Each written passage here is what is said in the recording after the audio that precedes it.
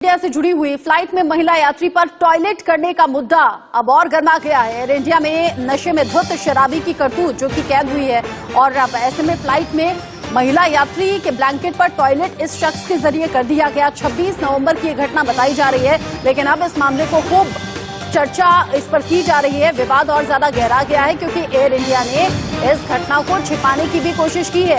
Air India के staff ने आरोपी को जाने दिया। पीड़ित महिला ने टाटा ग्रुप के अध्यक्ष को एक चिट्ठी लिखी जिसमें शिकायत की गई। 28 दिसंबर को एयर इंडिया ने पुलिस में इसकी शिकायत की।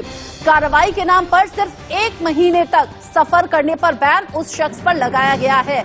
अब ऐसे में चाहे वो एयर इंडिया में सफर करने वाले पैसेंजर्स हों या फिर बाकी आम लोग हों, वो सवाल ये पूछ रहे हैं कि क्या सिर्फ 1 महीने का बैन उस शख्स पर लगना चाहिए क्या?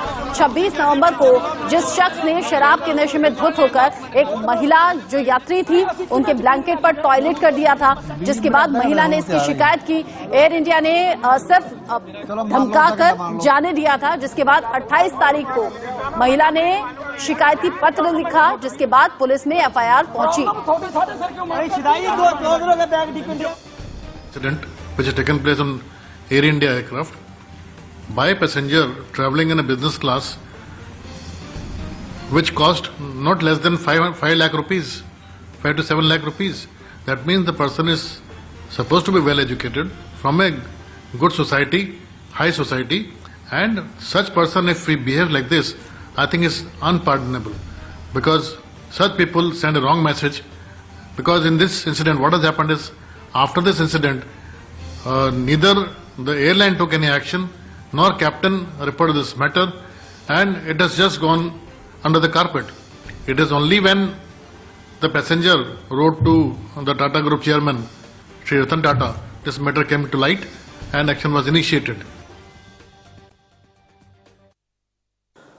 एयर इंडिया के अधिकारियों को अब जवाब देना होगा, 2 हफ्ते में जवाब देना होगा, क्योंकि अब मामला बहुत ज्यादा गर्मा गया है। और इसी पर बात करने के लिए महिमा खटारिया मेरे साथ जुड़ गई हैं, मेरी सहयोगी, साथ ही साथ रुशाली कदम मुंबई से मेरे साथ जुड़ी हुई हैं। महिमा, पहले आप ही का रुख करते हुए, न्यूयॉर्क से दिल्ली फ्लाइट आ रही थी, फ्लाइट में ये सब कुछ होता है। आम तौर पर आम लोग इस नजर से देखते हैं कि अगर कोई फ्लाइट से सफर कर रहा है तो वो वेल ऑफ होगा, पढ़ा लिखा होगा, समझदार होगा, सुलझा हुआ होगा।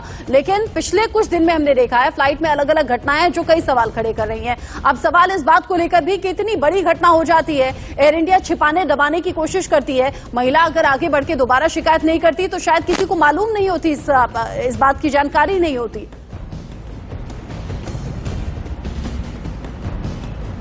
रचना, देखिए बिल्कुल सही कहा आपने, जिस तरीके से, क्योंकि जब फ्लाइट की बात आती है तो जनरली जो लोग होते हैं वो वेल ऑफ होते हैं। ये जो घटनाक्रम हुआ था ये बिजनेस क्लास में हुआ था। ध्यान देने वाली बात यह है रचना कि 26 नवंबर को ये इंसिडेंट होता है, महिला को कोई ट्रीटमेंट नहीं दिया जाता।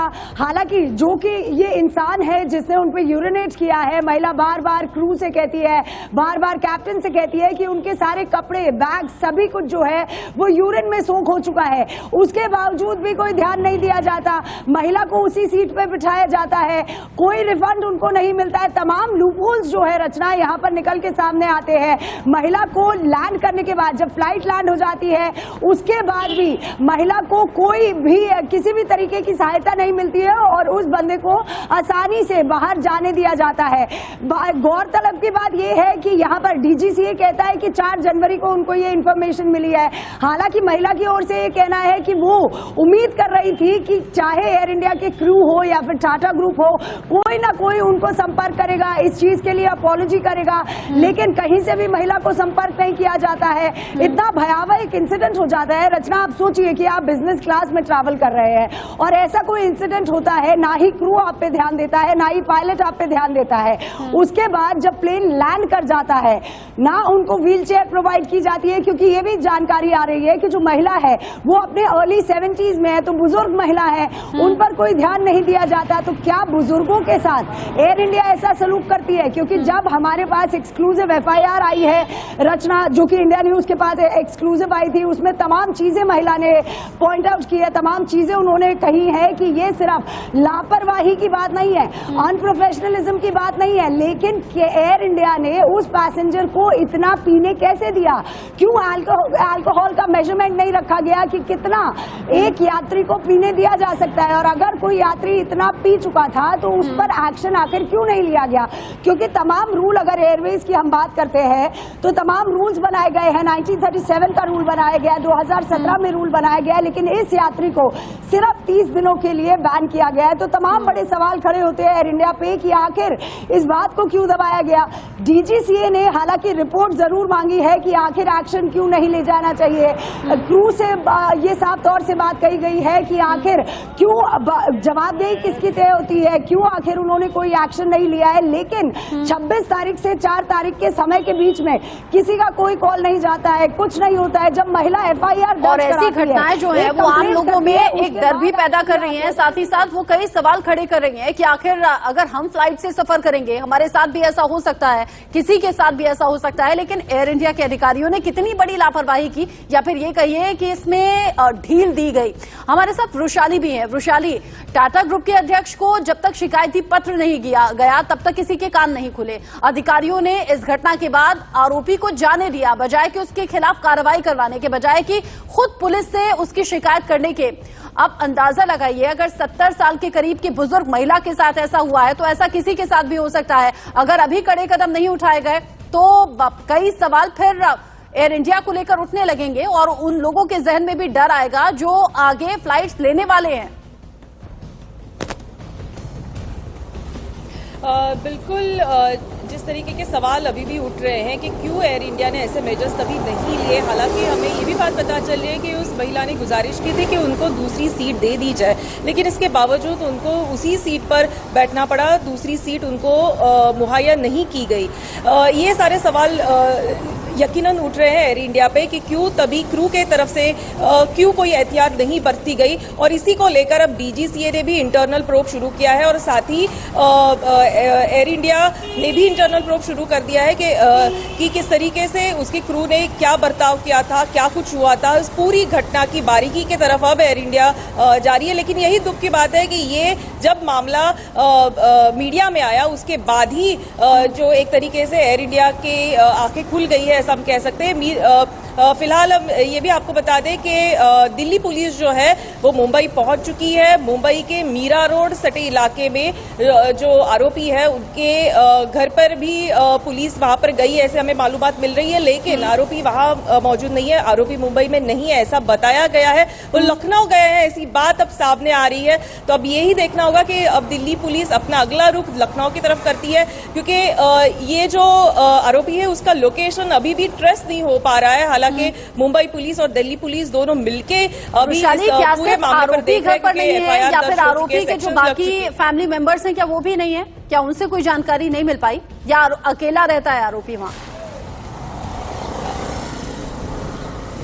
फिलहाल इस मामले में दिल्ली पुलिस कुछ खास डिस्क्लोज नहीं कर रही है। मीरा रोड के कौन से इलाके में मुंबई दिल्ली पुलिस गई थी ये भी वो फिलहाल बताने डिस्क्लोज नहीं कर रहे हैं। उनका कहना है कि पूरी हम इस पे तहकीकात करेंगे, फिर ही हम सारी चीजें जो है वो सामने रखेंगे। लेकिन जो बात पता चल रही है कि आरोपी वहां पर नहीं, ऐसे बात पता चल रही है। उसके रिश्तेदारों से भी तहकीकात हो सकती है, इंक्वायरी हो सकती है, पूछताछ हो सकती है, ऐसी बात पता चल रही है। लेकिन फिलहाल जो बात सामने आ रही है वो जो ये है कि दिल्ली पुलिस मुंबई पहुंच चुकी है, इंक्वायरी जारी है। लेकिन जो मुख्य आरोपी है इस सारे मामले पर वो मुंबई में नहीं है, वो लखनऊ गए, ऐसी बात जो है उनके कुछ जो परिजन है उनसे सामने फिलहाल आ रही है। तो महिमा से एक बार जान लेते हैं। महिमा, अगर लखनऊ जाने की बात है आरोपी की कि आरोपी मुंबई में अपने घर पर नहीं है, आरोपी लखनऊ में छिपा हो सकता है या हो सकता है किसी काम से गया हो, तो क्या यूपी पुलिस से भी दिल्ली पुलिस संपर्क करेगी? बिल्कुल, देखिए रचना, यहाँ पे जुरिस्डिक्शन की बात आ जाती है क्योंकि रहने वाला वो मुंबई का है। उसके बाद जो उनकी ट्रैवल हिस्ट्री है कि आखिर वो कहाँ जा रहा है। हालांकि दिल्ली पुलिस ने लुकआउट नोटिस जरूर जारी कर दिया है। इस जो ये पैसेंजर था जिसने यूरिनेट किया था उसके तरफ लुकआउट नोटिस जरूर जारी हो गया है। जहां पर एक तरफ दिल्ली पुलिस ने लुकआउट नोटिस जारी किया है, वहीं दूसरी तरफ डीजीसीए ने शो कॉज नोटिस जारी कर दिया है एयर इंडिया को। तो तमाम बातें अभी देखनी जरूरी है कि अभी तक क्यों आखिर इस पैसेंजर को नहीं पकड़ा जा सका, क्यों आखिर ट्रेस नहीं नहीं किया जा सका, क्योंकि अगर परिजनों से साफ सी बात है, अगर मीरा रोड दिल्ली पुलिस पहुंची है तो क्या मुंबई पुलिस का सहयोग नहीं मिल पा रहा है? आखिर क्यों ट्रेस अभी तक नहीं किया जा रहा है और किस तरीके से? और ये देखना होगा कि कब टाइमलाइन, किस टाइमलाइन पे वो लखनऊ पहुंचे हैं, क्योंकि अभी जो प्रायर इंफॉर्मेशन आई है वो ये है कि वो लखनऊ पहुंच गए हैं। तो अब देखना ये होगा कि यूपी पुलिस उनको धर दबोचेगी या नहीं। तमाम बड़े सवाल रचना यहाँ पे खड़े होते हैं कि आखिर सिर्फ 30 दिन का ही बैन क्यों लगाया गया। तमाम रूल्स पे सवाल खड़े होते हैं कि जब 2017 में 1 साल का बैन था, 3 महीने का बैन था, तो आखिर इस पैसेंजर के साथ जिसने ऐसी हरकत की, वो भी बुजुर्ग महिला के साथ, आखिर सिर्फ 30 दिन का ही बैन क्यों लगाया गया? किस तरीके से उसे बिना किसी कोड ऑफ कंडक्ट के वापस जाने दिया जाता है? कोई code of conduct air India follow नहीं कर रहा है, क्योंकि जब प्लेन लैंड होता है वो आराम से वॉकआउट कर जाता है। बुजुर्ग महिला वहां पे खड़ी रहती है, उनको व्हीलचेयर नहीं मिलती है। तमाम तरीकों से वो कोशिश करती है क्रू से बात करने की कि कहीं ना कहीं से कोई एक्शन लिया जाए, लेकिन कोई एक्शन नहीं लिया जाता। 26 तारीख की घटना है और आज आप तारीख देख लीजिए क्या हुआ है। उस पैसेंजर को अभी तक ना ही एयर इंडिया और ना ही कोई दिल्ली पुलिस हो या मुंबई पुलिस हो, कोई भी एडमिनिस्ट्रेशन उसे ट्रेस ही नहीं कर पाया। तो तमाम बड़े सवाल यहाँ पे खड़े हो जाते हैं रचना कि किस तरीके से, क्या प्लेन में ट्रैवल करना भी सेफ नहीं है, क्योंकि तमाम बड़े सवाल इस खबर से जुड़ा हुआ आगे जो अपडेट होगा आप दोनों के जरिए दर्शकों तक हम पहुंचाएंगे। फिलहाल आपका शुक्रिया दोनों